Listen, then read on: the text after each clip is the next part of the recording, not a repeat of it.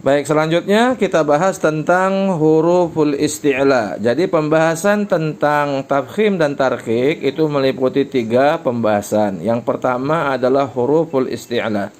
Huruf isti'la ini adalah huruf-huruf hijaiyah, di mana ketika pelafalannya itu posisi pangkal lidah ditekan ke langit-langit mulut. Kebalikan atau sebaliknya dari huruf isti'la adalah huruf istifal, di mana posisi lidah itu turun ke bawah. Dan semua huruf-huruf istifal itu dibaca tarqiq. Dibaca tarqiq, dalam arti dibaca tipis. Nah, sementara huruf-huruf isti'la, pada prinsipnya huruf isti'la itu adalah bacaannya tafkhim. Hanya saja tingkat tafkhim atau tingkat ketebalannya yang berbeda-beda. Huruf-huruf isti'la semuanya ada 7. Yang pertama kha, yang kedua sad, yang ketiga dad, yang keempat ghain, yang kelima ta, yang keenam qaf, dan yang ketujuh adalah dha. Dikumpulkan supaya mudah kalian menghafalnya, dikumpulkan dalam lafaz khussa dagtin qiz. Sekali lagi Abi ucapkan supaya kalian mudah menghafalnya, dikumpulkan dalam lafaz khussa dagtin qiz. Coba dites. Kalian hafalkan, ucapkan 3 kali khussa dagtin qiz. Lalu bayangkan huruf-hurufnya khussa, kha dan sad. Kemudian dagtin, dha, ghain dan ta. Qiz 2 huruf, sisanya qaf dan dha. Nah, ke-7 huruf ini termasuk huruf isti'la. Dan hukum membacanya adalah tafkhim. Apa? Hukum membacanya adalah tafkhim. Tafkhim itu artinya tebal. Jadi mesti mengucapkannya tebal. Coba tirukan Nabi. Kha, sad atau sa. Ulangi sekali lagi. Kha, sa, wa, la, ta, qa, dha. Kalian mengucapkannya harus kuat, harus tebal. Nah, hanya saja dalam bab ini tingkat ketebalannya yang berbeda-beda. Yang pertama, huruf isti'la itu dibaca tafkhim atau tebal dengan tingkat ketebalan yang sangat. Itu ketika huruf isti'la berharokat fathah atau dhammah. Nih contohnya seperti khair.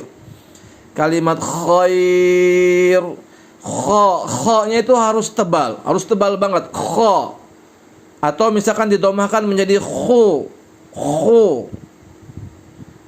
Atau di sini ada contohnya misalkan min ghammah, ghu. Mesti tebal, tidak boleh gu, tapi ghu. Ghammah, di mana huruf isti'la berharokat fathah dan huruf isti'la berharokat dhammah. Maka tingkat ketebalan atau tingkat tafkhimnya itu lebih kuat. Yang kedua, ketika huruf isti'la itu disukunkan dan huruf sebelum huruf isti'lanya berharokat fathah atau dhammah. Sekali lagi Abi ulang. Yang kedua, huruf isti'la bertanda sukun, namun huruf sebelumnya berharokat fathah atau dhammah. Ini contohnya yaqbid, yaqa. Nah, tingkat qa-nya itu harus dibaca tebal. Yaqa, ya. Harus tebal.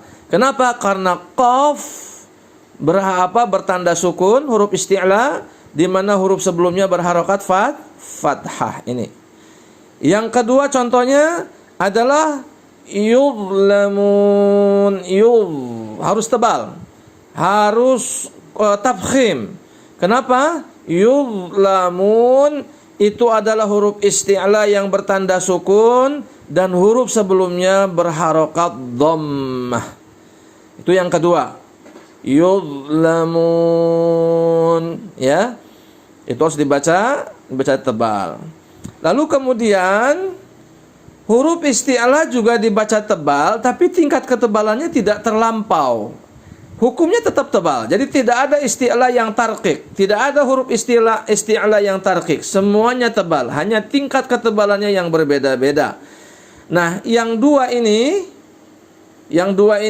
adalah contoh huruf isti'la yang tafkhimnya atau ketebalannya biasa-biasa saja, dengan rumus ketika huruf isti'la, huruf ta ini berharokat kasrah. Jadi dibaca min tin, biasa saja, min tin. Jadi tingkat ketebalannya itu biasa. Karena memang pada dasarnya huruf isti'la itu adalah tafkhim, maka ketika dia berharokat kasrah, tingkat ketebalannya itu di bawah dari huruf isti'la yang berharokat fathah atau dhammah. Min tin, begitu. Kemudian contoh yang lain misalkan sikhriya. Yang berikutnya adalah ketika huruf isti'la bertanda sukun. Nah, ini bertanda sukun dan huruf sebelumnya berharokat kasroh. Abi ulangi, huruf isti'la yang tingkat ketebalannya biasa itu ketika huruf isti'la berharokat bertanda sukun, di mana huruf sebelum huruf isti'la berharokat kasroh. Ini contohnya. Sikhriya, tidak usah dibaca sikh, tapi dibaca sikhriya, tipis. Tingkat ketebalannya atau tafkhimnya tafkhim yang biasa-biasa saja. Jadi boleh disimpulkan bahwa pada prinsipnya huruf isti'la adalah huruf-huruf yang dibaca tafkhim atau dibaca tebal, hanya saja tingkat ketebalannya yang berbeda-beda. Yang pertama, tingkat ketebalannya yang kuat ketika huruf isti'la berharokat fathah atau huruf isti'la berharokat dhammah. Contoh seperti khair, contoh seperti min, ghammah. Yang kedua, ketika huruf isti'la bertanda sukun, di mana huruf sebelum isti'la berharokat fathah dan atau berharokat dhammah. Contohnya adalah seperti yaqbid, itu juga tingkat ketebalannya kuat. Kemudian contoh yang kedua, yuzlamun, tingkat ketebalannya kuat karena huruf dha, huruf isti'la bertanda sukun, huruf sebelumnya dhammah. Namun huruf isti'la yang tingkat ketebalannya biasa adalah ketika huruf isti'la berharokat kasrah. Contoh seperti tin, huruf ta, huruf isti'la berharokat kasrah.